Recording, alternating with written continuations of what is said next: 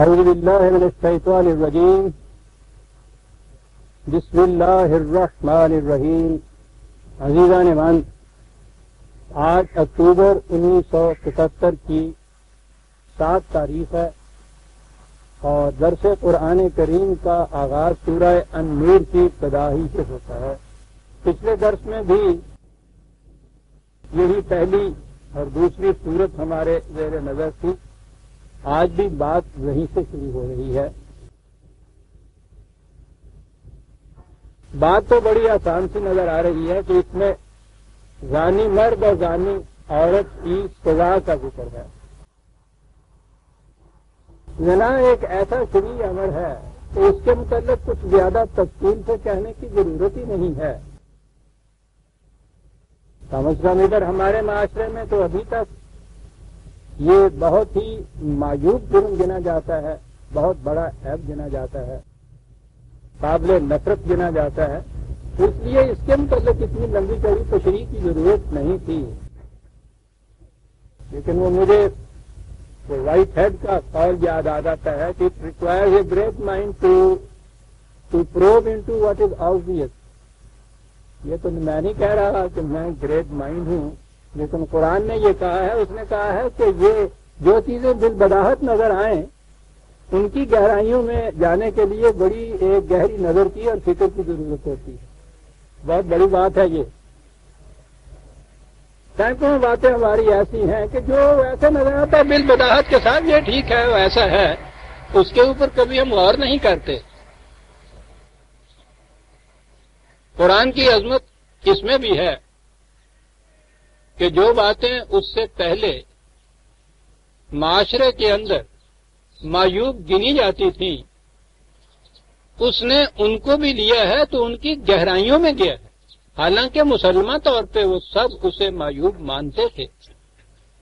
بہت سی چیزیں عربوں میں ہی نہیں بلکہ سامی اقوام کے اندر معیوب گنی جاتی تھی، جرم قرار دیا جاتا تھا، اس میں زنا بھی تھا. لیکن قرآن کریم نے ان چیزوں کا بھی جہاں ذکر کیا ہے اپنے ہاں، اتنا ہی کہہ کے نہیں چھوڑ دیا کہ یہ بڑے معیوب فعل ہے اور یہ جرم ہے اور اس کی سزا دیجیے. جسے وہ کہتا ہے کہ ہم نے قانون کے ساتھ حکمت بھی بیان کی ہے، دوائی آف اٹ بھی بیان کیا ہے، بتایا یہ ہے کہ کیوں یہ ایسا ہے. تو یہ کیوں اس نے ان چیزوں کے لیے بھی کہا ہے کہ جو عام طور پہ اس زمانے کے معاشرے میں مسلمہ طور پر تسلیم کی جاتی تھی. تو اس سے نظر آیا نا کہ صرف ایک چیز کا یوں ہی مسلمہ طور پہ مان لینا جو ہے یہ کافی نہیں، اس کے لیے بھی ہمیں معلوم ہونا چاہیے کہ ہم ایسا کیوں مان رہے ہیں. اور یہی کیوں جب پتہ چلے تو پھر یہ ایمان کا درجہ حاصل کرتی ہے. ورنہ پہلے جتنی چیز ہوتی ہے وہ فیتھ ہوتا ہے، انگریزی میں جسے فیتھ کہتے ہیں. فیتھ میں ریزن نہیں ہوتا. وہی جب ریزن پہ مبنی ہو جاتی ہے بات، ایمان ہو جاتا ہے. تو قرآن اس چیز پہ زور دیتا ہے کہ جسے تم ایمان کی حیثیت سے بھی مانو، اس کا ریزن جو ہے وہ تمہیں معلوم ہونا چاہیے اور ریزن پہ تمہیں مطمئن ہونا چاہیے. پھر وہ ایمان بنتا ہے. اور جب اس طرح سے وہ ایمان بنتا ہے تو پھر کبھی وہ زائل نہیں ہوتا. دنیا کی کوئی قوت اسے زائل نہیں کر سکتی. انہی میں یہ چیز زنا ہے. اور اتنا آبویس ہے یہ کہ اس کے لیے ضرورت ہی نہیں تھی لمبی چوڑی. لیکن آپ دیکھ رہے ہیں میں نے پچھلے درس میں بھی تمہید ہی اس کی عرض کی تھی. آج بھی میں سمجھتا ہوں کہ شاید اسے بھی تمہید ہی سمجھا جائے. جیسا کہ میں نے پچھلی دفعہ بھی عرض کیا تھا، قرآن نے سر فہرست رکھا ہے اس جرم کو. اور اس میں جو زانی اور پہلے بلکہ زانیہ پہلے کہا ہے اور زانی کہا ہے، زانیہ عورت زانی مرد دونوں کا جرم ہے. ظاہر ہے کہ اس میں زنا بالجبر کا سوال نہیں ہے، کیونکہ اس میں تو وہ عورت جو ہے وہ تو مجرم قرار ہی نہیں پا سکتی. جبر سے جو کام بھی ہو قرآن کی روح سے بھی عام قانون کی روح سے بھی وہ جرم ہی نہیں کرا پا سکتی. لہذا یہاں جو عورت کو بھی ساتھ رکھا ہے اور عورت کا تو پہلے ذکر کیا ہے، تو یہ اس زنا کا ذکر ہے جو دونوں کی رضامندی سے ہو، جبر کا پہلو اس کے اندر نہ ہو. اب یہاں سے بات سوچنے کی شروع ہو گئی. قرآن کریم نے چند کی صرف جرائم ہیں جن کی سزا خود تجویز کی ہے، باقی چیزوں کو معیوب قرار دیا ہے، سزا کو معاشرے پہ چھوڑ دیا ہے. اب اس میں بغاوت کی سزا ہے، قتل کی سزا ہے، چوری کی سزا ہے، اور آخر میں یہاں جو میں آؤں گا زنا کی سزا ہے، جسے سب سے پہلے اس نے لیا. کیا فرق ہے ان کے اندر؟ بغاوت، ڈاکہ، فساد، قتل، چوری، یہ سب وہ چیزیں ہیں کہ جس میں ایک بالادست قوت والا دوسرے پر اس کی مرضی کے خلاف کچھ کرتا ہے. قاتل دوسرے کو قتل کرتا ہے تو اس کی مرضی سے نہیں کرتا، چور چوری کرتا ہے تو اس کی رضامندی سے نہیں کرتا، بغاوت کرتا ہے باغی تو وہ مملکت کی یا حکومت کی رضامندی کے ساتھ نہیں کرتا. یعنی یہ وہ جرائم ہے کہ جس میں ایک شخص بالادست صاحب قوت دھاندلی کے زور پہ دوسرے کی مرضی کے خلاف کچھ کرتا ہے. زنا کے جس میں زنا بالجبر میں نے کہا ہے کہ اس کو ذہن سے نکال دیجئے، وہ اس میں شامل ہی نہیں. زنا میں یہ صورت نہیں ہوتی، اس میں دونوں کی مرضی شامل ہوتی. آپ نے دیکھا کہ یہ ایک ایسا جرم ہے جس کی نوعیت ان جرائم سے مختلف ہو گئی جن کا قرآن نے دوسری جگہ ذکر کیا یا جن کی حد مقرر کی ہے، سزا مقرر کی ہے. اس کی نوعیت ہی مختلف ہے. قرآن نے اسے شرح و بس سے بیان کیا ہے مختلف مقامات پر. آج بات سمجھ میں آتی ہے عزیزان من کہ قرآن کریم نے اس کو اس تصریحات اور وضاحتوں کے ساتھ کیوں بیان کیا، حالانکہ نظر بظاہر یہ نظر آتا ہے کہ جو چیز فریقین کی رضامندی سے ہو اس میں تو کوئی معیوب بات نظر نہیں آتی. جرم تو وہ ہے نا کہ ایک قوت والا اقتدار والا دھاندلی سے دوسرے کی مرضی کے خلاف اس پہ کچھ کرتے، تو یہاں تو وہ صورت نہیں ہے، یہاں تو رضامندی ہے. قرآن نے جو کہا تھا نا کہ انفس و آفاق میں ہماری نشانیاں بے نقاب ہوتی چلی جائیں گی اور ہر نشانی جو بے نقاب ہوگی وہ قرآن کی کسی نہ کسی ایک صداقت کی شہادت بنے گی. آج اس دور میں میں سمجھتا ہوں کہ یہ انسانیت کی تاریخ میں شاید پہلا دور ہے جس میں یہ بات آئی ہے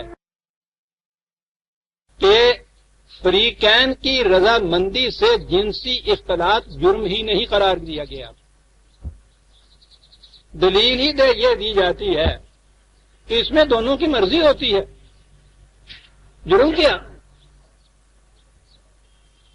مغرب کا جو زندگی کا نظریہ ہے، اور بات ساری وہیں آ جاتی ہے جو میں ہر بار کہا کرتا ہوں کہ اصل چیز زندگی کا ایک نظریہ ہے جس کے تابع یہ سب چیزیں آتی.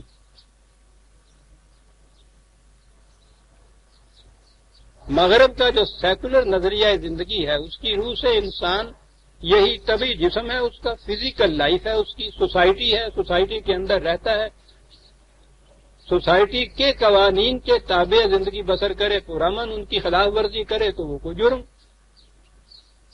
جہاں تک اس کی ذات کا تعلق ہے تبھی قوانین کے تابع زندہ رہتا ہے، انہی کے تابع یہ مر جاتا ہے. یہ وہاں کا نظریہ زندگی. تو اس میں سوسائٹی کے قوانین ہی حرف آخر ہوتے. جیسا میں نے عرض کیا ہے کہ قدیم سے قدیم تر دور میں بھی ہم اگر دیکھتے ہیں تو یہ شکل کہیں جنسی اختلاط کی نہیں تھی کہ باہمی رضامندی کسی قسم کی بھی ہو اسے جائز تصور کر لیا جائے. وحشی قبائل میں بھی یہ بات نہیں. اب بھی دنیا کے اندر ایسے قبائل بستے ہیں جنہیں آج بھی وحشی قبائل کہا جاتا ہے، ابوریجنیز کہا جاتا ہے. آسٹریلیا کے، جنوبی امریکہ میں، افریقہ کے اندر بھی، ان میں بھی یہ بات نہیں ہے کہ مرد اور عورت یا جوان لڑکا اور لڑکی باہمی رضامندی سے جس طرح جب کی چاہے اختلاط جنسی کر لے اور ان کے ہاں وہ اسے جرم نہ قرار دیا گیا ہو یا معیوب نہ سمجھا گیا ہو۔ میری عزیز بیٹیاں اور بہنیں، مجھے معاف رکھے، موضوع بڑا نازک سا ہے، لیکن قرآن میں یہ سامنے آیا ہے اور اہمیت کا تقاضا ہے کہ میں ذرا وضاحت سے بات بیان کروں۔ تاریخ انسانیت میں جہاں تک میں دیکھ سکتا ہوں، یہ پہلا زمانہ، پہلا دور ہے کہ دنیا کی مہذب ترین اقوام نے اپنے ہاں یہ چیز معاشرتی مسلمہ ہی نہیں، قانون بنا دیا کہ مرد اور عورت، لڑکے اور لڑکی کی باہمی رضامندی سے اگر اختلاط جنسی ہوتا ہے تو نہ یہ قانون میں جرم ہے، نہ سوسائٹی میں معیوب ہے۔ پوری سوسائٹی نے تسلیم کر لیا اسے۔ تو بات اگر اتنی ہوتی، جرم وہی جرم ہے کہ جس میں دوسرے کی رضامندی شامل نہ ہو، جیسا میں نے پہلے کہا ہے، تو پھر تو یہ زنا جرم قرار ہی نہیں پا سکتا۔ یہی تو وہ دلیل دیتے ہیں کہ ان کی باہمی رضامندی ہے، سوسائٹی بیچ میں کیسے آتی؟ سوسائٹی تو کمزور اور مقہور اور مظلوم جو ہے، جب وہ آواز دیتا ہے مدد کے لیے تو سوسائٹی اس کی مدد کے لیے آتی ہے۔ یہاں تو رضامندی ہے۔ دیکھا آپ نے کہ ایک بات جو بالکل آبویس نظر آتی تھی، ذرا ہم نے کھڑے ہو کے سوچنا شروع کیا تو وہ کس قدر نازک اور پیچیدہ سے بن گئی۔ وہاں دلیل ہی دے دی جاتی ہے۔ پہلے یہاں اتنی چیز انہوں نے کہی تھی کہ بھائی نکاح سے پہلے اگر یہ اختلاط ہو جائے اور اس کی روح سے حمل قرار پا جائے تو بہرحال اس لڑکے کو اس لڑکی سے اس کے بعد شادی کرنی پڑے گی، اور وہ اس لیے تاکہ وہ بچہ قانوناً اس کا بیٹا تسلیم کیا جائے۔ قانونی ضرورت تھی ایک، لیکن تھی ایک بات ضرور ان کے ہاں، اب وہ بھی انہوں نے ختم کر دی۔ وہاں صرف اب ایک ہی چیز باقی ہے کہ شادی شدہ عورت وہ اگر اس طرح سے کسی دوسرے مرد کے ساتھ جنسی اختلاط کرے تو سوسائٹی کی طرف سے یہ بھی جرم نہیں ہے۔ اس عورت کا خامد ہر جانے کا دعویٰ کرے تو یہ جرم زنا کا نہیں، وہاں قانون کی روح سے وہ دعویٰ ایڈمٹ کیا جاتا، ہر جانے کا دعویٰ ایڈمٹ کیا جاتا ہے سول کورٹ میں۔ اور اگر وہ سمجھے کہ کوئی حرجی نہیں ہوا، یعنی وہ دعویٰ نہ کرے، تو سوسائٹی اسے یا حکومت اسے جرم نہیں تسلیم کرتی، تو پھر بالکل بے باکہ نہ ہو گئی نا یہ ساری چیز۔ اب ہم یہاں پہنچ گئے کہ سیکس جیسا جذبہ، جیسا میں نے عرض کیا تھا پچھلی دفعہ، یہ واقعہ ہمارے ہاں کے حکماء نے بھی یہی کہا ہے، آج کے سائیکالوجسٹ بھی یہ کہے، نوع جنون اسے کہا جاتا ہے کہ اس کی شدت جب ہوتی ہے پاگل پن ہوتا ہے، اس میں عقل و فکر معروف ہوتی، اتنا شدید جذبہ ہو اور اس میں کوئی پابندی نہ رہے۔ دلیل یہ دی جائے کہ یہ ترازی مابین ہے، دونوں کی رضامندی سے ایک چیز ہو گئی، جرم کا ہے کیا ہوا؟ نظر بظاہر ہے نا جی کو لگتی ہوئی بات، ادھر بھی چل رہی ہے نا یہ راؤ، اور ہم دیکھ رہے ہیں کہ قرآن اس کو جرائم میں سر فہرست رکھ رہا ہے۔ دونوں کی رضامندی سے جو جنس، جس میں جو آگے وہ کہتا ہے پابندی وہ نہیں ہے، دونوں کی رضامندی صرف شرط ہے، کچھ جرم قرار دے رہا ہے، سنگین جرم قرار دے رہا ہے، سخت ترین سزا قرار دے رہا ہے۔ آج کی اس دلیل کے مطابق تو یہ چیز جرم قرار ہی نہیں پانی چاہیے، اور یہاں ہم آ گئے کہ قرآن کریم اقدار یا ویلیوز سے بات کرتا ہے، کیونکہ وہ کہتا ہے کہ انسان کی زندگی صرف یہ طبی فزیکل زندگی نہیں، کھاؤ پیو اور مر جاؤ، اس کی انسانیت کی بھی ایک زندگی ہے، اور اس کے لیے ویلیوز ہیں، کچھ انسان ویلیوز ہیں اور غیر متبدل ہیں، بدلی نہیں جا سکتی۔ بس یہ ہے فرق اسلام میں اور کفر میں۔ لیکن اگلی بات پھر آ گئی کہ اب کیا یہ ہم ویلیوز محض ایک عقیدے کی روح سے سوچ کے طور پہ مان لیں کہ کیونکہ قرآن نے اس کو ویلیو قرار دیا ہے اس لیے ہم وہ ویلیو مان لیں؟ تو یوں تو اطمینان نہیں ہو سکتا۔ اس کی ویلیو بھی محض عقیدتاً منوانے کے لیے نہیں، ویلیو تو عزیزان من ویلیو بنے گی اس وقت جب آپ اس کی ویلیو کو تسلیم کریں، اور جن سے قاصد جو آپ کے پاس چھوٹا پیسہ ہوئے انہیں کو جو سنبھال کے تجھے رکھ دے، اس پیسے کو رکھتے ہو نا جس پیسے کی قیمت ہوتی ہے، ویلیو کا درجہ قیمت رکھتے ہیں اگر آپ، تو سوال یہ ہے کہ یہ ویلیوز جو قرآن نے دی ہیں یہ ہمارے نزدیک قیمتی متاع کس طرح سے قرار پائے اور پھر ہمیں اطمینان ہو کہ واقعی یہ بڑی قیمتی چیز۔ یہ ہے وہ چیز جہاں قرآن جو ہے منفرد نظر آتی ہے قرآن کی تعلیم، کہ وہ ویلیوز دیتا ہے کہ جو انسانوں کی بنائی ہوئی نہیں ہے، خدا کی متعین کردہ ہیں، وحی کے ذریعے دی ہوئی ہیں، اور ان کی اس طرح حکمت بیان کرتا ہے کہ اس کی ویلیو یا قیمت کو ہم تسلیم کرنے لگ جاتے ہیں۔ لیگل ٹینڈر جیسے آپ کہتے ہیں، یہ ہوتا کیا ہے؟ یہ کاغذ کا ٹکڑا ہے، یہ جو نوٹ ہوتا ہے 10 روپے 100 روپے، کیوں سنبھال کے آپ رکھتے ہیں؟ ہمیں یقین ہے کہ اس کی قیمت 100 روپے ہے۔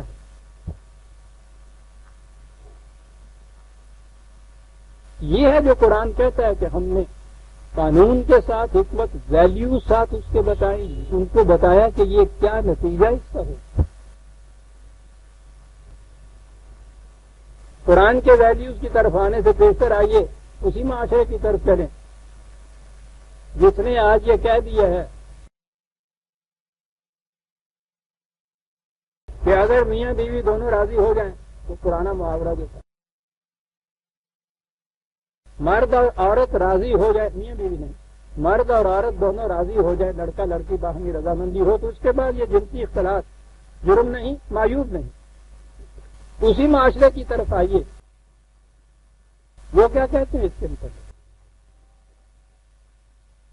اس میں صورت نہیں کہ کیونکہ قرآن کریم نے اس موضوع کو اتنی اہمیت دی ہے، میں یہ جو ہم اثر لٹریچر آتا ہے، تحقیقات آتی ہیں، میں ان کے اوپر نگاہ رکھتا ہوں، جہاں تک میسر آتی ہیں، تو یہاں کتابیں میسر نہیں آ رہی، تو اس ملک کے اندر کوئی کتاب کی ضرورت ہی نہیں ہے،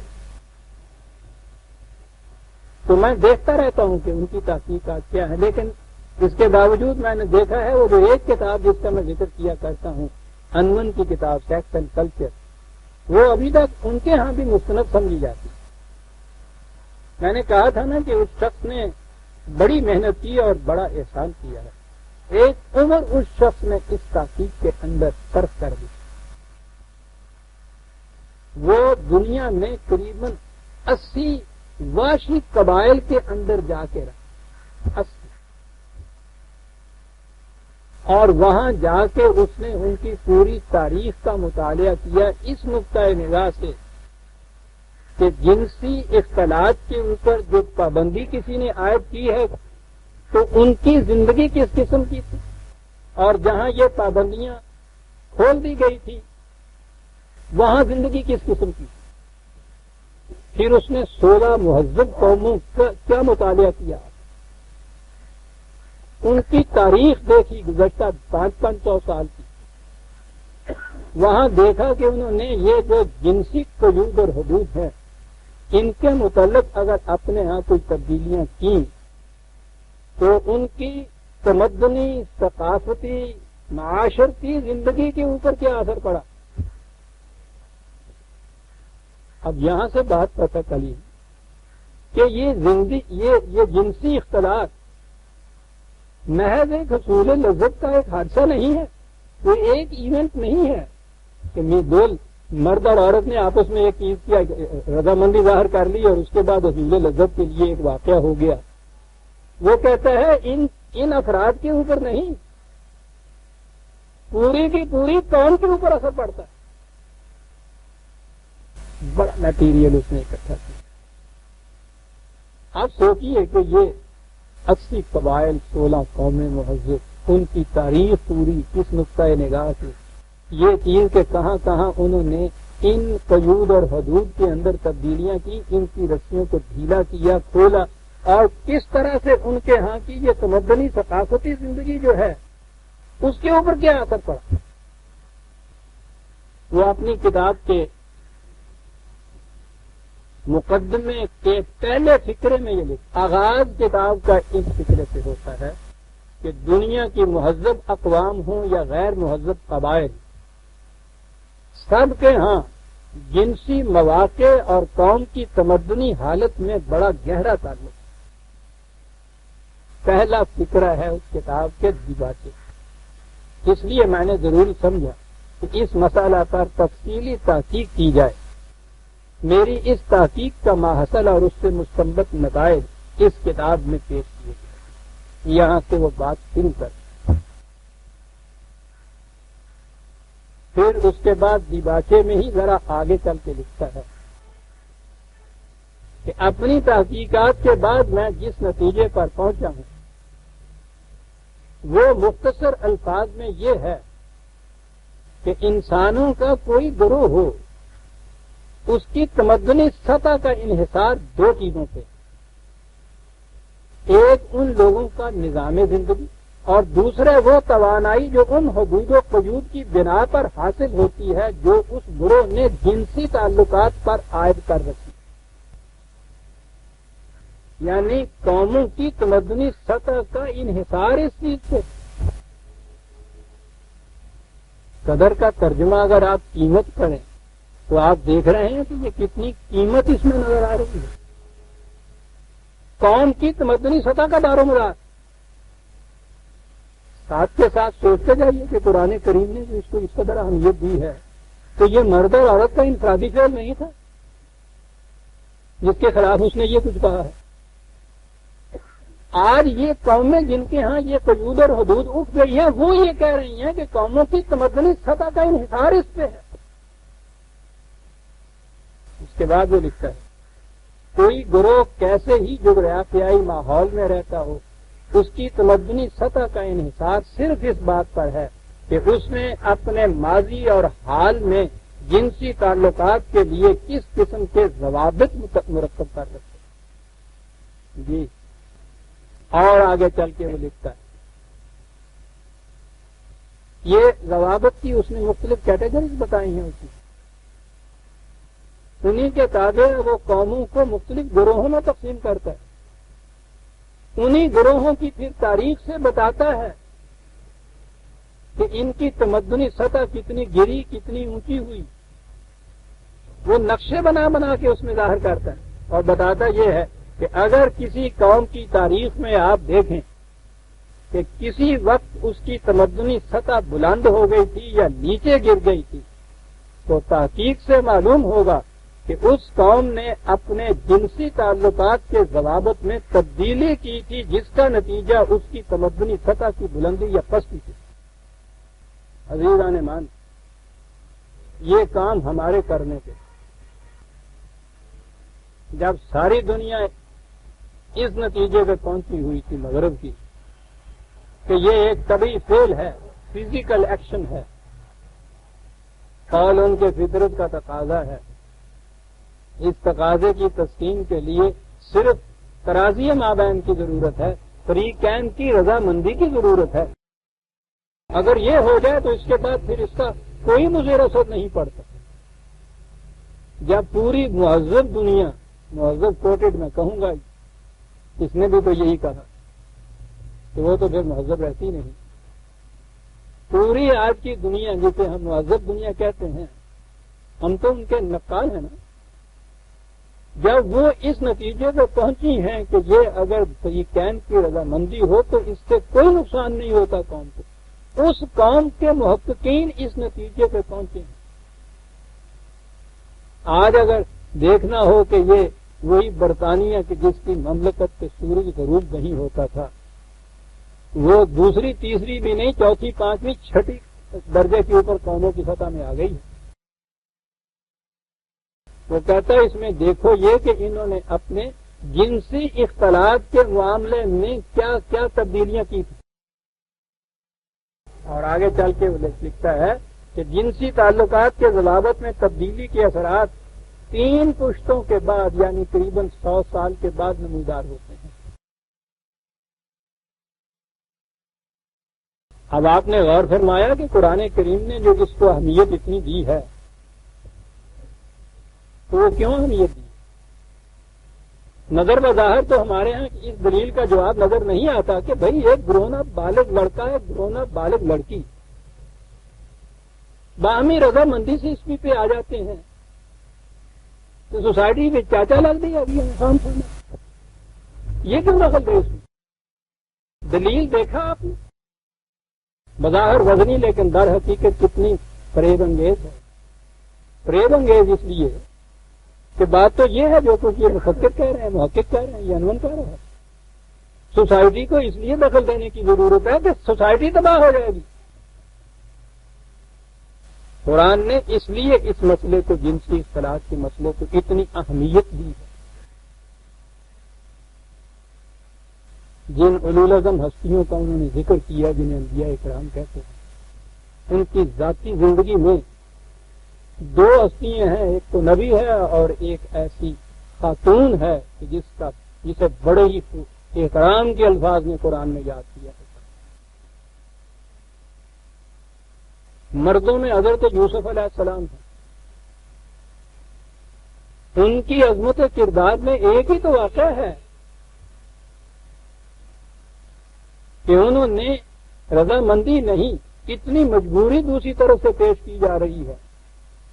اس مجبوری کا نقشہ جس طرح قرآن نے کھینچا ہے، کیا کہنے قرآن اس واقعہ میں، دوسری طرف سے اس قدر وہ کھینچ رہی ہے، جبر کر رہی ہے، اور یہ اس کے باوجود اپنا کپڑا چھڑا کے، دامن چھڑا کے بھاگ رہے ہیں۔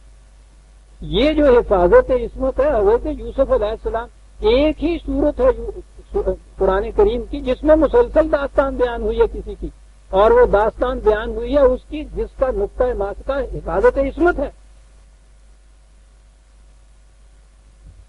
اس میں یوسف کی رعنائیاں اس میں ہیں، اور اس کے ساتھ حضرت مریم علیہ السلام۔ انبیاء کے لیے قرآن نے اصطفاء کا لفظ استعمال کیا ہے، چن لینا، برگزیدہ بنا دینا، جہاں سے مصطفیٰ کا لفظ ہے اصطفاء۔ قرآن کریم میں حضرت مریم علیہ السلام نبی تو نہیں ہے، لیکن ان کے لیے اصطفاء کا لفظ آیا ہے، اور ہر بار کہا یہ ہے کہ اس لیے کہ انہوں اس نے اپنی عصمت کی حفاظت۔ تو آپ دیکھیے کہ قرآن کریم کی نے اسے اتنی اہمیت دی ہے، اور آج میں نے کہا کہ جو کام ہمارے کرنے کا تھا دنیا کو یہ بتانے کا کہ یہ صرف ایک مرد اور عورت یا لڑکے اور لڑکی کا انفرادی فعل نہیں ہے کہ اس کے پیمانے سے آپ ماپیں کہ کوئی چیز ایسی بری تو نہیں ہوئی، معیوب تو نہیں ہوئی، پوری قوم کے مستقبل کا دار و مدار ہے اس کے اوپر کہ آپ وہ ضوابط کون سے رکھتے ہیں، اور اس کے بعد پھر سمجھ آئے گی یہ بات کہ قرآن نے اتنی شدت سے یہ ضوابط کیوں مقرر کیے۔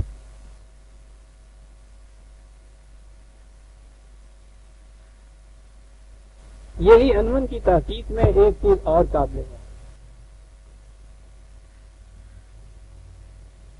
وہ مذہب کے نقطۂ نگاہ سے تو تحقیق کر نہیں رہا،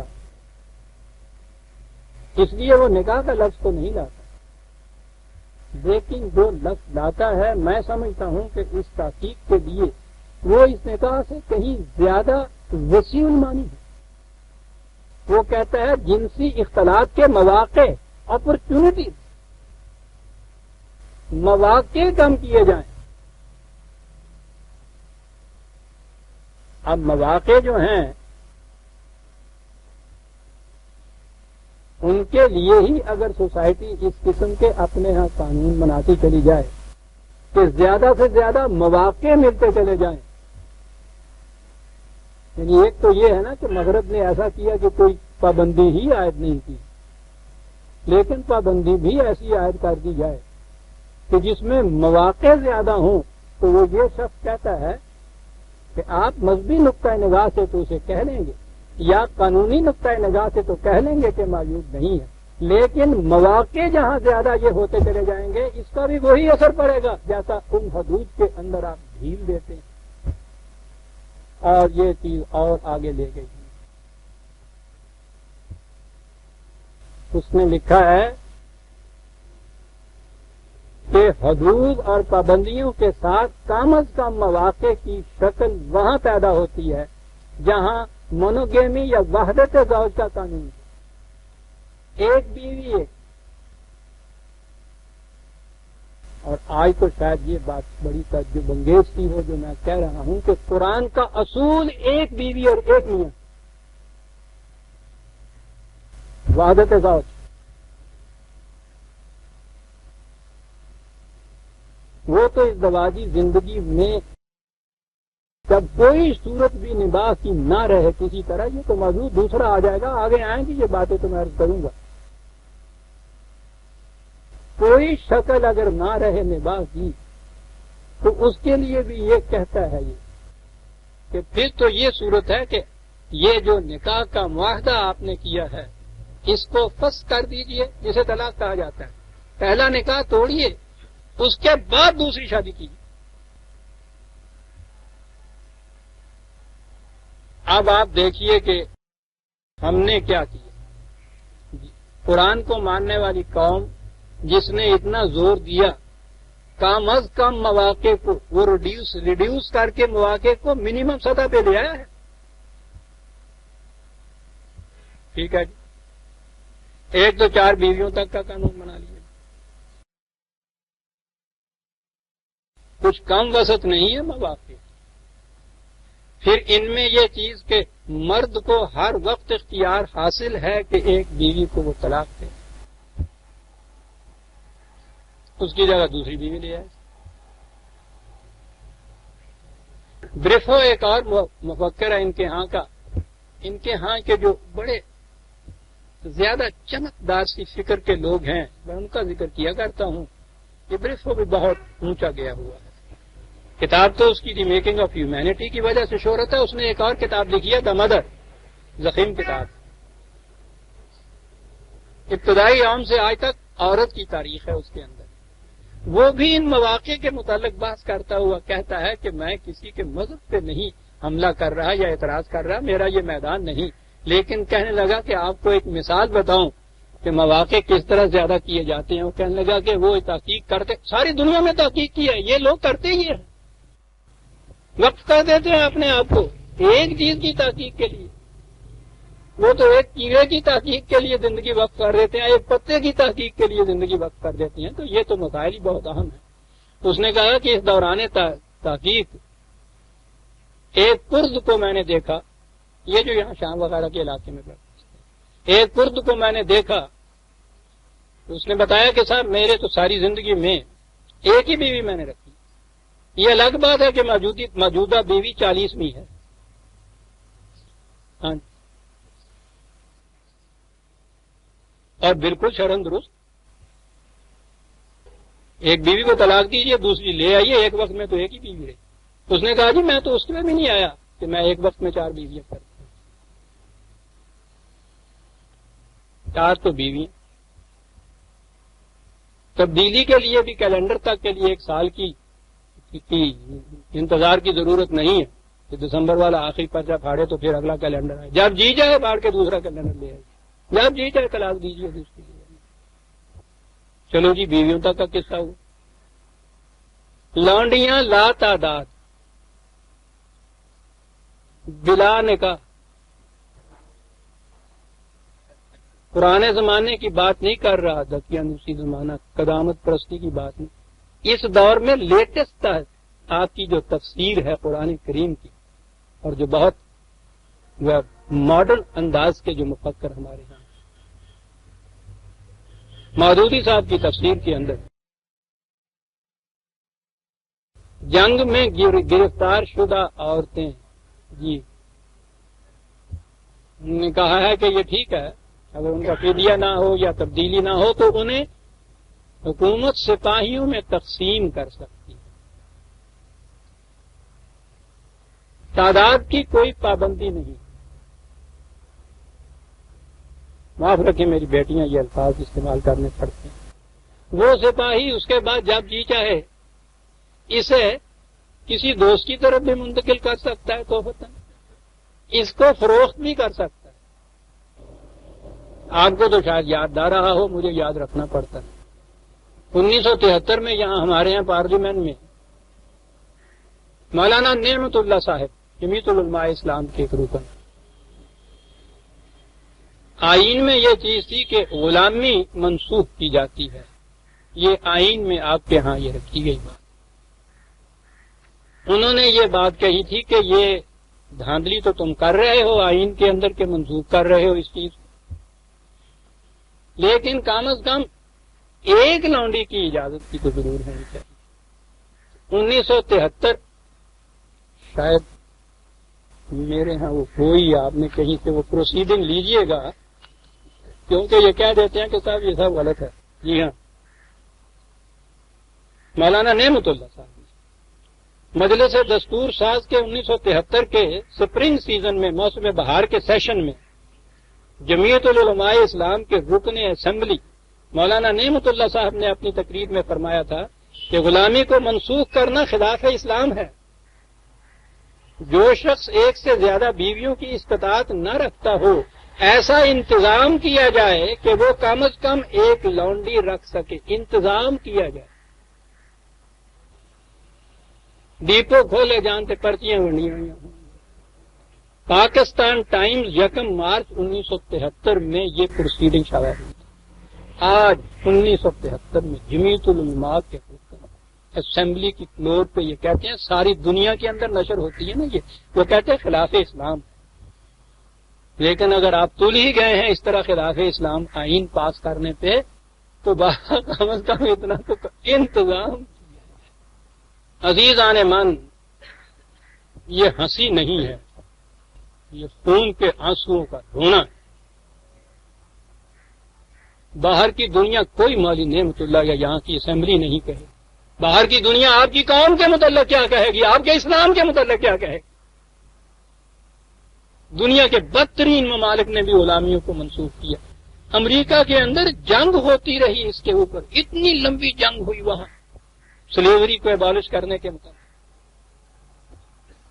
آپ کے ہاں اسلامی مملکت جس کا مذہب اسلام، جس میں کوئی چیز کتاب و سنت کے خلاف نہیں، اس کی اسمبلی میں ایک، بہرحال ان کو تو دین کا ایک مستند عالم قرار دیا گیا ہے بھی وہ مولانا، وہ یہ کہہ رہے ہیں آپ کے بات میں یہ کہہ رہا تھا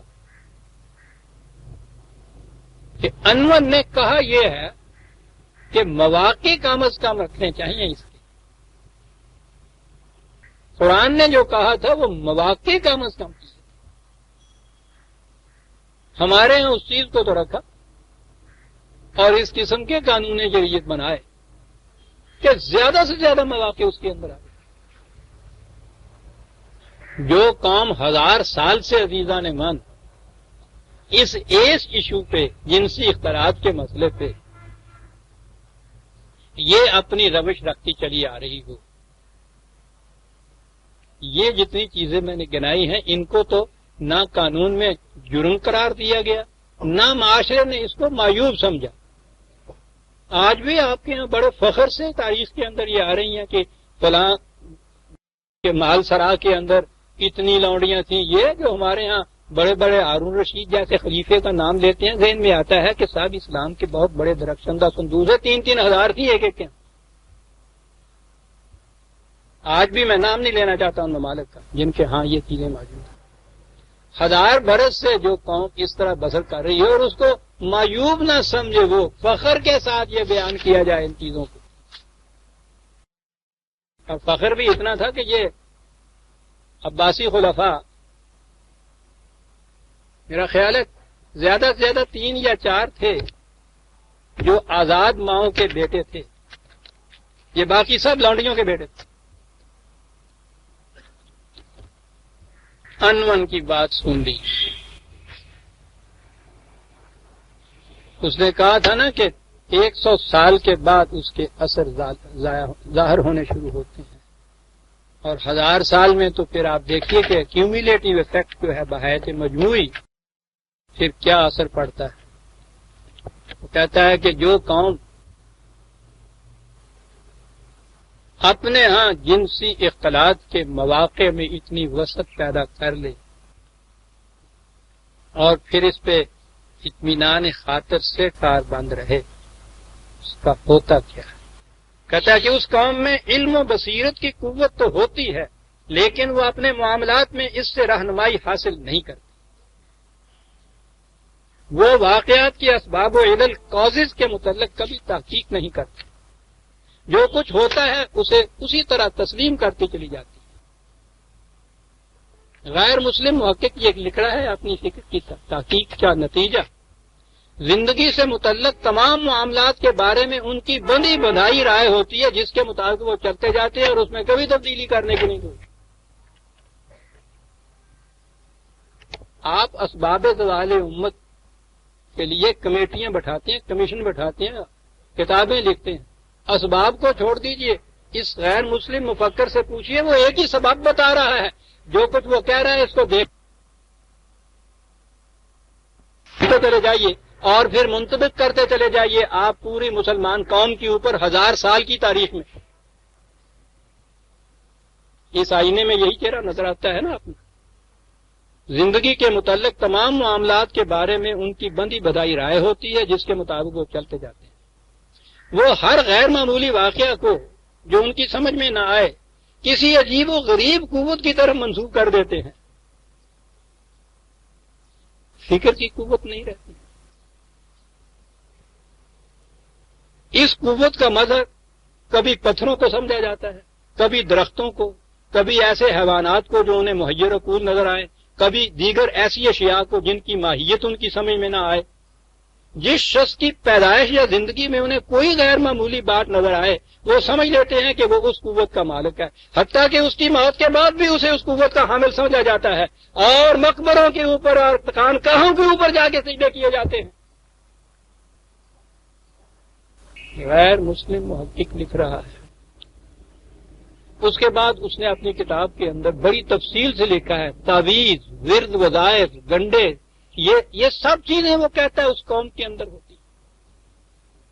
نظر نیاز عرض چلے آتے ہیں. زمانے کا امتداد یعنی گزر جانا زمانے کا، ٹائم کا پیسج ان پر کسی طرح اثر انداز نہیں ہوتا.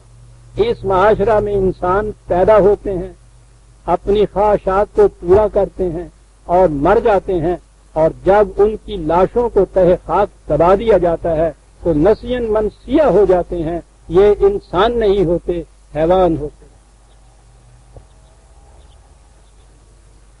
آپ نے دیکھا عزیزان من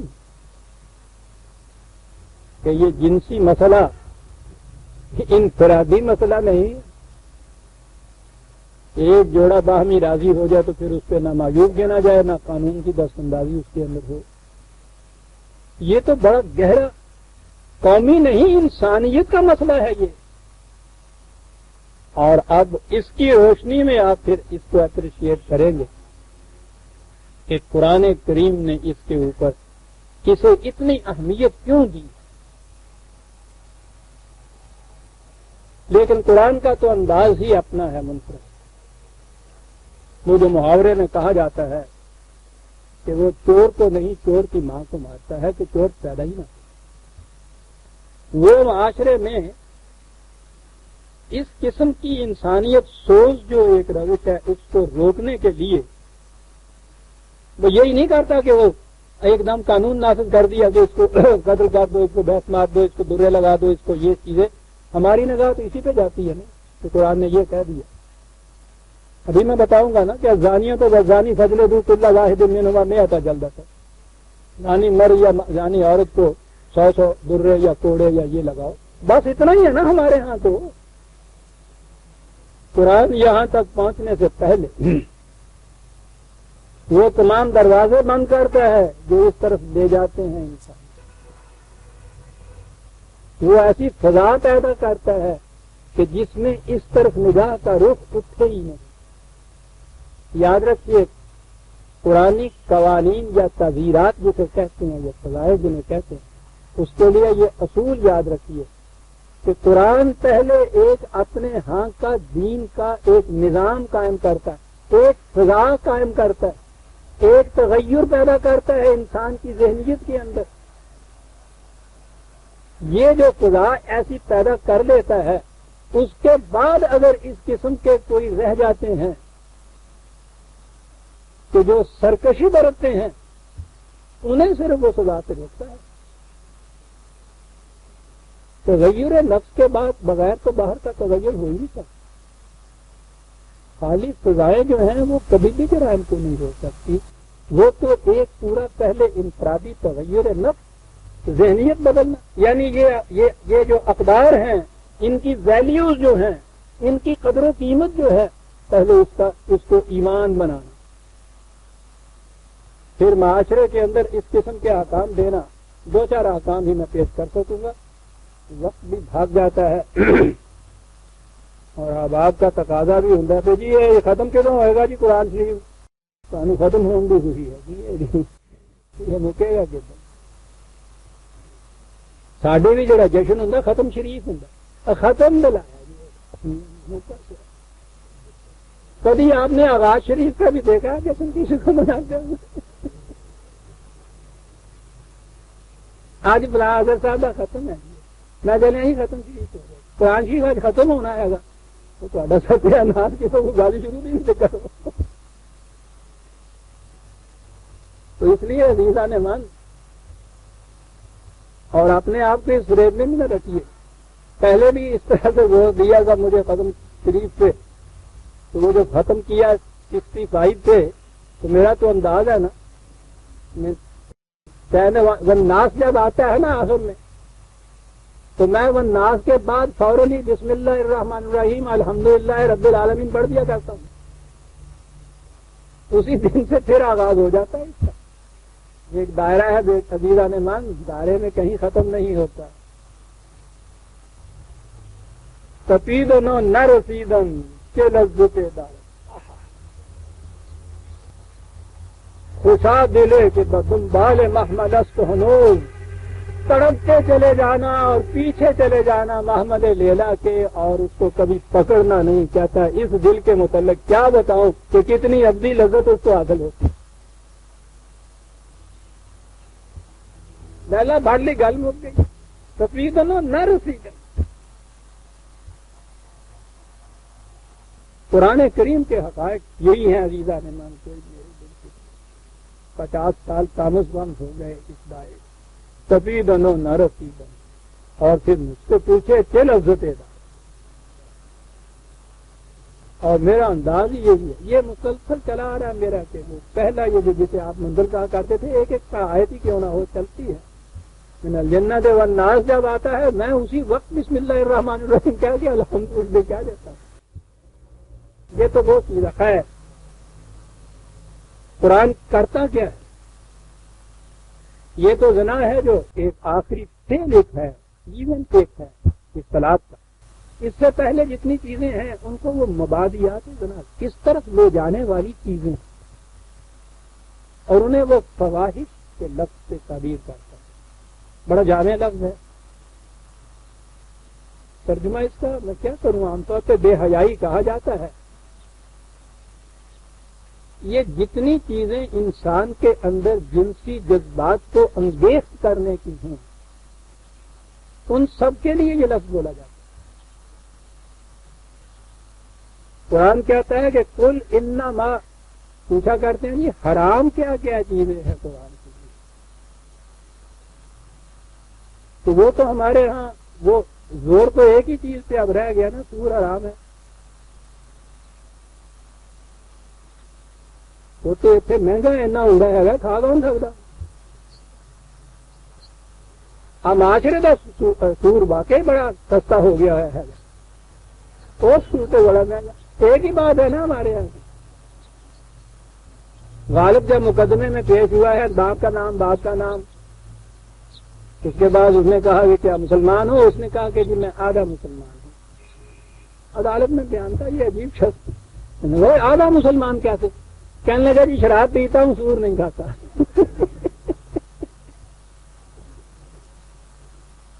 بڑی چپت لگاتا تھا یہ سب، اتنا گہرا طنز ہے اس میں، مسلمانی تو اتنی رہ گئی ہے نا، کہا شراب نہ پیو مسلمان ہو گیا۔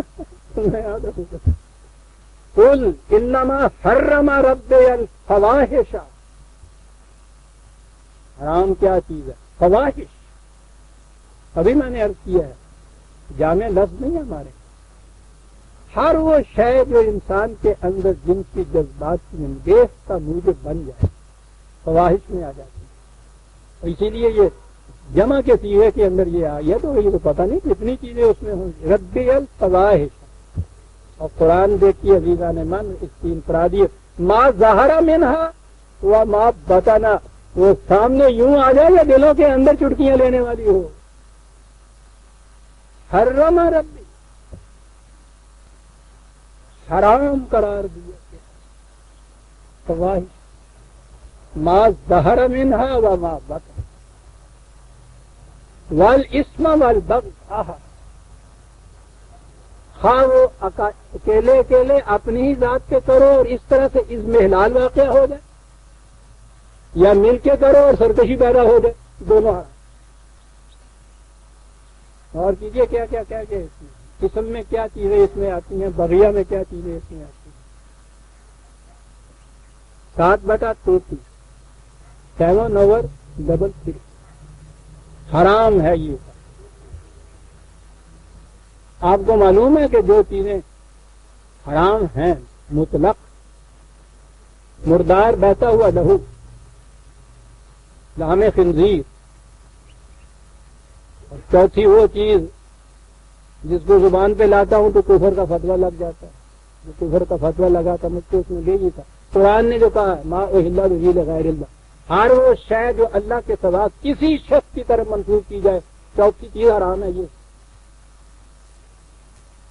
مجھے لاؤ جی انہوں نے نظر نیاز میں بھی حرام کرا دیا جی، جو ہے میں دینا۔ خیر حرام ہے مطلق ہے قرآن کی طرف سے، لیکن وہی یہ کہا ہے کہ اگر ایسی اضطراری حالت پیدا ہو جائے کہ جان پہ بان آئے اور کچھ اور نہ مل سکے تو جان کے بچانے تک ان میں سے کوئی چیز، اور میں سمجھتا ہوں کہ یہی لحم خنزیر یا ماء ہلائی ہو سکتا ہے، مردار یا بہتا ہوا لہو تو وہ کوئی کھاتا نہیں۔ خیر اس میں اضطراری حالت کے لیے ایک استثناء یا ایکسپشن کر دی ہے قرآن نے جان بچانے کے لیے۔ آپ حیران ہوں گے کہ یہ جو جنسی اختلاط ہے اس کے لیے کوئی ایکسپشن نہیں، کوئی اضطراری حالت نہیں۔ یہ کیا بات ہے؟ حالانکہ آج اگر یہ چیز پوچھے تو وہ کہیں گے کہ صاحب جیسی اضطراری حالت اس میں پیدا ہوتی ہے وہ بھوک بھوک تو پھر بھی آدمی ضبط کر لیتا ہے، اس میں تو ضبط ہی نہیں ہو سکتا۔ اس میں بات یہ ہے کہ بھوک کسی کے لگائے سے نہیں لگتی، پیاس کسی کے انگیخت سے نہیں لگتی، وہ جسم کی یا زندگی کا طبی تقاضا ہے جو آج خود اندر پیدا ہوتا ہے۔ آپ کتنے ہی کسی اہم کام میں محو بیٹھے ہوئے ہوں، کسی بات کا ماحول کا ادھر ادھر کا خیال نہ ہو، اپنے آپ کو بھی بھوکے بھول گئے ہوئے ہوں، پیاس لگنی شروع ہو جائے، آپ کے خیال کا ارادے کا اس میں کوئی دخل نہیں ہے، وہ لگنی شروع ہو جاتی، آپ خیال نہ بھی کریں وہ اور بھڑکنی شروع ہو جاتی ہے، اور اس کے بعد ایسی صورت پیدا ہو جاتی ہے کہ وہ آپ کو قانون کرنے دیتی ہے، اٹھ کے پانی پینا پڑتا ہے، اور اگر آپ اس کو کچھ عرصے کے لیے روکے رکھیں تو موت واقع ہو جاتی ہے۔ اس میں آپ کے اپنے اختیار اور ارادے کو کوئی دخل نہیں ہوتا، آج خود وہ اٹھتی ہے۔ لیکن جنسی خواہش کی یہ کیفیت نہیں، یہ آپ کے خیال سے بیدار ہوتی، خود خیال نہ کرے آپ تو یہ آج خود پیاس کی طرح بھوک کی طرح اندر سے نہیں ابھرتی،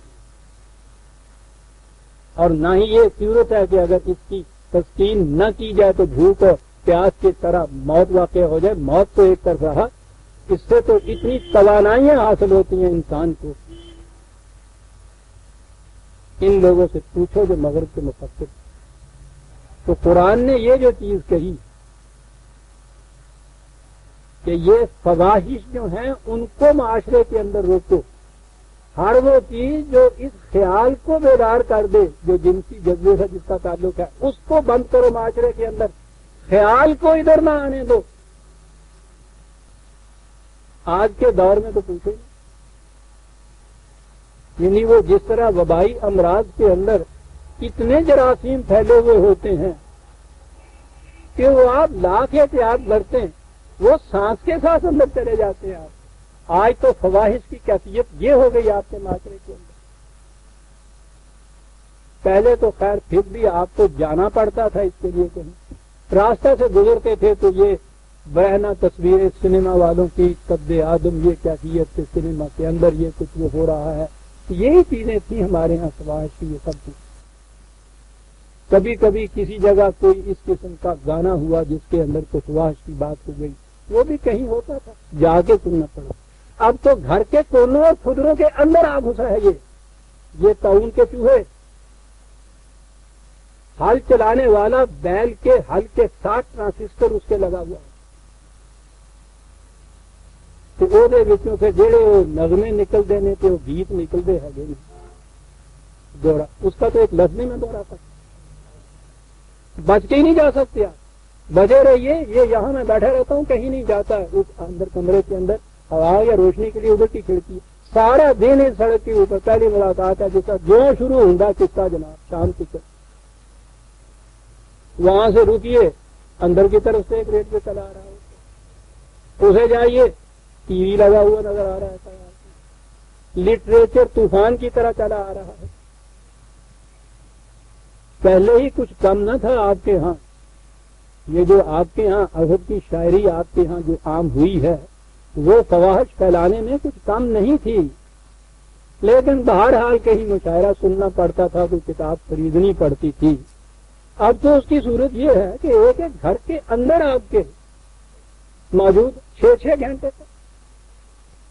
وہ اتنا ہی نہیں ہے کہ وہ فردوس سے گوشی بنے, ٹی وی میں تو لذت نگاہ بھی بنتا ہے. میں نے تو نہیں دیکھا, کہتے ہیں وہ رنگین بھی آ رہی, کشش در کشش چلی آ رہی. شاید اگلی تاکید کچھ ہو کہ خود مجسمے کے طور پہ بھی آ جانا شروع کر دیں, کیا آ جائے گا اس کے بعد.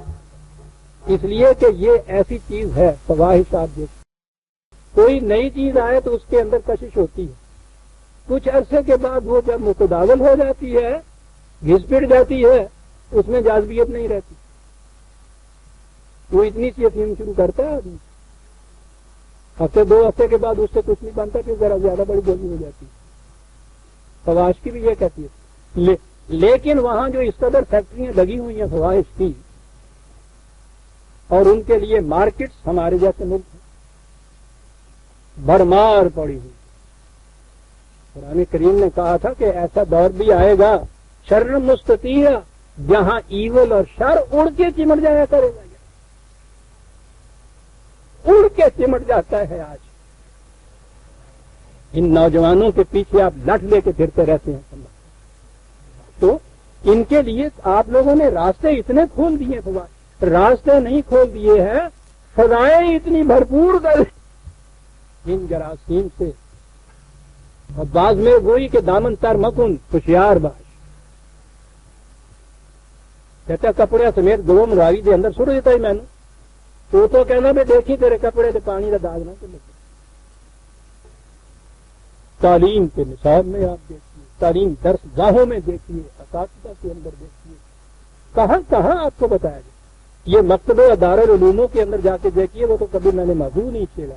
یہ آپ کے ہاں فقہ کے مسائل جو وہاں پڑھائے جاتے ہیں, اتنی اتنی وسیم کتابیں عزیزان من, 75% اس کے اندر جنسیات سے متعلق ہوتی.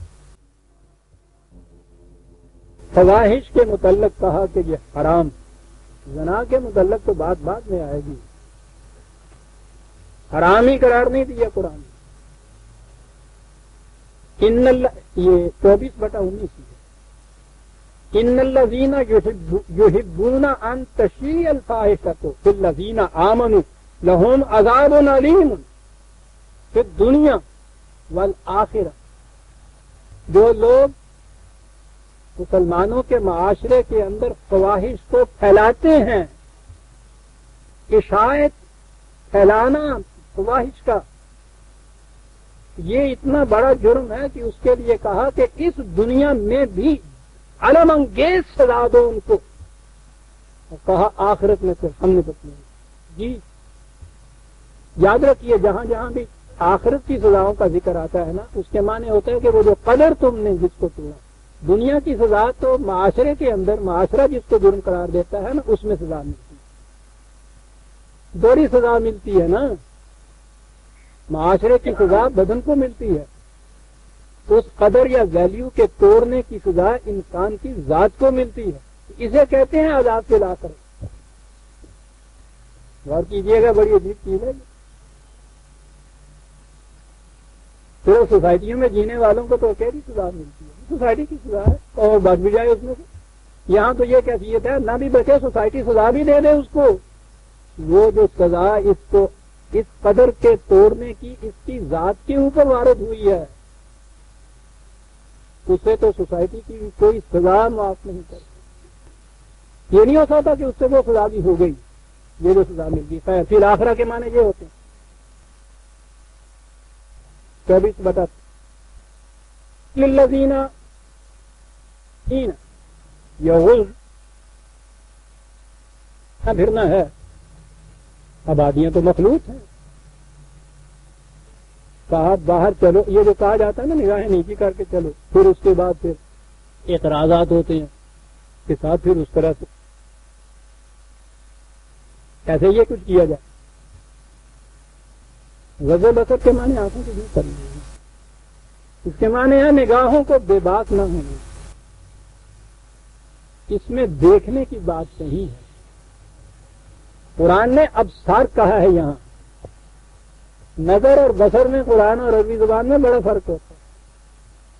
نظر تو صرف آئی سائٹ ہوتی ہے، اور جب اس آئی سائٹ کے ساتھ آپ کی توجہ اور فکر بھی مل جائے تو وہ بصر ہوتی ہے. یہاں ابصار کے متعلق کہا ہے نیچے. اور یہ عشق متنہا عشق از گفتار خیزت بسے کی آتش از گفتار خیزت. وقل پہلے کل للمومنین ہے، یاد رکھو، مردوں سے پہلے حکم کہا گیا، اور اس کے بعد کل للمومنات یغضضن من ابصارہن ویحفظن فروجہن. مومن عورتوں سے بھی یہ کہو باہر چلے، نگاہوں کو بے باک نہ ہونے. دونوں جگہ ہے یحفظن فروجہن، تاکہ ان کی عصمت محفوظ رہے. تو عصمت کی نقد زنی کے لیے یہ جو چیز ہے، یہ نگاہوں سے ہی تو بات شروع ہوتی ہے. یہ طریقے بڑے خطرناک ہیں چوروں کے لیے. قرآن نے یہاں ان کے متعلق پہلے تو فواحش پھیلاؤ نہیں، پھر دوسری چیز کے باہر چلو پھرو تو نگاہوں کو کبھی بے باک نہ ہونے دو. پردے کا قصہ تو کبھی پھر نہ لاؤں گا. پردے کی صورت یہ نہیں ہے کہ انہوں نے پہل پا رکھو. ایک شکل یہ بھی ہوتی ہے ولا یبدین زینتہن. ان سے کہو کہ ٹھیک ہے، آرائش کی چیزیں ہوتی ہیں، آرائش کی چیزوں کو عمدن نمود نہ کرو. اسی لیے کہا الا ما ظہر منہا. چلتے پھرتے فطری طور کے اوپر جو چیز یوں ہی ظاہر ہو جاتی ہے وہ بات نہیں. کیا بات ہے قرآن کی. عمدن ان کی نمود نہ. عمدن نمود جب کی جائے گی، عورت کے دل میں خیال پیدا ہوگا تو عمدن نمود کرے گی. اس کے لیے دوسری جگہ لفظ قرآن کریم نے تبرج کا استعمال کیا. ابھار اس کے معنی ہے، اور نتیجہ اس کا ہوتا ہے کیا کیا بات بتاتے ہیں. وہ گھڑی بھی تو بڑے غور سے چلتی ہے. جی اور اگلی بات پھر قرآن نے وہ بتایا. ان تمام احتیاطوں کے باوجود کہا یاد رکھو وَلْيَسْتَعْفِفِ الَّذِينَ لَا يَجِدُونَ نِكَاحًا، اس پابندی کے مطابق اگر یہ چیز نہ ہو جسے اس نے نکاح کہا ہے، آگے چل کے بات میں کہوں گا، تو کہا یہ کہ تم اپنی عصمت کی حفاظت کرو. سیلف کنٹرول اس کا ترجمہ ہے عزیزان ایمان. یستعفف الذین، عفت کا لفظ اس سے ہی نکلتا ہے کہ اگر یہ چیز نہیں ہے تو اس کے بعد یہ سیلف کنٹرول ہے، اپنے آپ سے ضبط. کھانے پینے کے معاملے میں نہیں کہا اس نے، وہ اس کے بس کی بات نہیں ہے کہ پیاس سے کنٹرول کرو. اس پہ جو کہا ہے نا کہ پھر کنٹرول کرو، تو اس کے معنی یہ ہے معاشرے کو حکم دیا کہ ان چیزوں کا پھیلنے نہ ہو. کہیں اگر کوئی تھوڑی بہت گنجائش رہ گئی تو ان کو یہ کہا کہ نگاہوں کو بے باک نہ ہونے دو. اس کے بعد کہا اس کے باوجود اگر کوئی صورت یہ ہے تو خیال ادھر نہ آنے دو. اور اس کے بعد جب کوئی ایکسیپشنل چیزیں ایسی لہ گئی لوگوں کی، معاشرے میں رہ جاتے ہیں اس قسم کے لوگ، تو ان احتیاطی تدابیر کے باوجود کوئی چیز جو ہے سرکشی پہ آئے، اس کے لیے ہے الزانیۃ والزانی فجلدوا کل واحد منہما مئۃ جلدۃ. یہ ان کے لیے ہے جو سزا قرآن نے مقرر کی ہے. اور یہ میں پھر اگلے درس میں بتاؤں گا کہ یہ جلدتاً جو قرآن نے کہا ہے، کوڑے یا درے جو کہا جاتا ہے آج بھید اس کو کہا جاتا ہے، یہ تھی کیا چیز، یہ سزا ہے کیا چیز جو قرآن نے کہی ہے، کس کس جرم کے لیے یہ چیز کہی گئی ہے، کیا کیا جائے. میری مینا ہے غزل میں تھی ذرا سی باقی، شیخ کہتا ہے کہ ہے یہ بھی حرام ہے، تو کہتے ہیں نا بابا بہت اچھا جی. آج تو وہی ہے پہلی اور دوسری، آئندہ جلد میں ہم اس کی سزا کے متعلق بات کریں گے. ربنا تقبل منا انک انت السمیع العلیم.